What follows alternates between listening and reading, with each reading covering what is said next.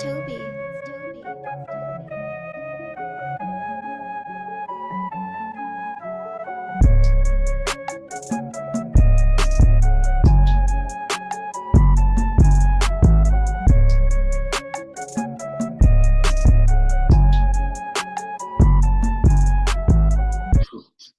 That one get me. That's that OG video right there. Shout out to everybody who keep checking out the show. Shout out to everybody who keep checking out the N.y.a show. I appreciate y'all. I'm back like I never left. And man, that was a sad story I just did. So I gotta boost my spirit up. So goodness gracious. How a mother is balancing life in the pursuit of pursuit of dreams. An interview with actress Breyonna M. Thomas with Ajay Tambe, if I'm not mistaken. Ajay Tambe. And you should check it out. It's gonna be one of the first links in the bio section of the video. Leave your comments and overall share it. Definitely share it and support that. Definitely support that.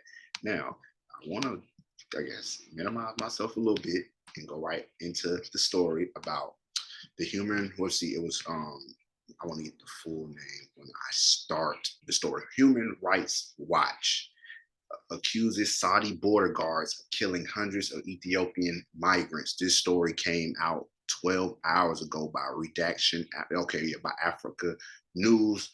Something I've pulled stories from a million times. Saudi border guards fired like rain on Ethiopian immigrants trying to cross over into the Gulf Kingdom from Yemen, killing hundreds since last year. Human Rights Watch says in a report from Monday. Now, of course, you know everybody don't know what I'm talking about.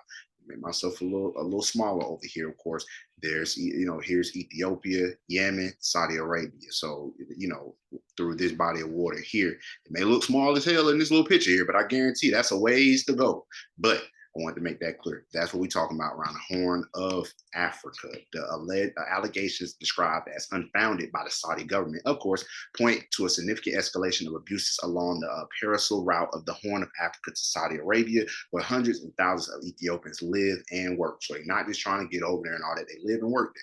One 20-year-old woman said Ethiopia's Oromia region, interviewed by the Human Rights Watch, said Saudi border guards opened fire on the group of migrants that had been released from custody. They fired on them like rain. When I remember, I cried. She said, I saw a guy calling for help. He lost both his legs, y'all. Everybody talking about all this bull jump going on. A man lost his legs. He was screaming. They say he was screaming, are you leaving me? Please don't leave me. We couldn't help him because we were running for our lives. Like I said, it's fight or flight. And a lot of times people talk about what they would do, what they wouldn't do. So you better keep your mind straight as you can, because you could be that person with the legs crying out for help, and everybody else is gonna leave you, dog.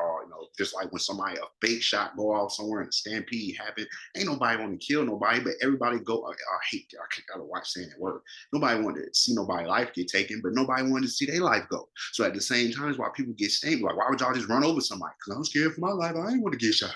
All that, all that talking start. I saw okay, the human rights let's see Human Rights Watch back here researcher Nadia Hardman says Saudi officials are taking the life of hundreds of migrants and asylum seekers in the remote border area, all out the view of the rest of the world. According to the statement, they're spending billions buying up professional golf, people know about that, football clubs, and major entertainment events to improve the Saudi image, should not deflect attention from these horrendous crimes, she said. A Saudi government source said AFP told AFP that the allegations were unreliable. The allegations included in the Human Rights Watch report about Saudi border guards shooting Ethiopians while they were crossing the Saudi-Yemen border are unfounded and not based on reliable sources, said the source, who requested to be anonymous. The New York-based group has documented abuses against Ethiopian migrants in Saudi Arabia and Yemen for nearly a decade, but the latest taking of lives appears to be widespread and systematic and may amount to crimes against humanity, it said. Last year, United Nations experts reported concerning allegations that the cross-border auxiliary shelling and small arms fire by Saudi Arabia's security forces took the life of approximately 490 migrants in the southern Saudi Arabia and northern Yemen during the first 4 months of 2022. So these folks dropped more bodies, more people and more bodies than it was days of the year. So I want to people talk about the United States, how they don't want the immigrants here, why are they in hotels, why are they getting this to work and all this other stuff. if you want to reflect on how it is across the world, well, maybe that's the better thing to be doing than just putting bullets and putting hot ones in folks. I don't think that that's the way to be going, because everybody can say right now from their comfortable houses and places in the comments, like, hey, man, the immigrants this. But if you was the dude that was there being attacked because you was at the you was at the border and you crying out for help and everybody just running and leaving you, your mind wouldn't be focused on that. I promise you that. The Human Rights Works report that there was no response to the letters sent to Saudi officials, but the Houthi rebels who control the northern Yemen alleged deliberate killings of taking the lives of immigrants and Yemen people by border guards in response to the letter from the Human Rights Watch. Houthi is the official Inshallah Allah a group, Islamic political and armed organization that organized and came into be in the 1990s. So that's their response on what they saw. The Houthis denied working with people smugglers, describing them as criminals. In 2015, Saudi officials mobilized a military coalition in an effort to stop the advance of the Iran-backed Houthis, who had seized the Yemen capital Sana'a from the internally recognized government. Yemen's war has created what the UN described as one of the worst humanitarian crises, with millions depending on aid.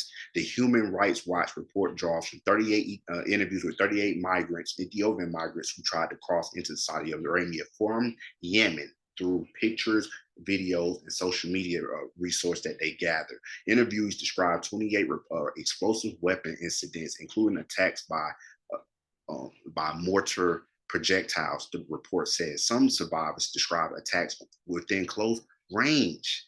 All interviewees describe scenes of horror, men, women, and children slewed across the mountainous landscape. Several injured, I'm not going to say that word, or already deceased, it said. Other accounts describe a word that rhymes with vape, and beatings with rocks and iron bars. You brothers out there ready to get hit with some rocks? Y'all ever had somebody throw 10 rocks at you? An iron bar? You ever been hit over the head with a bar? Anybody ever tried to hit you with an iron bar? But this is crazy, dog.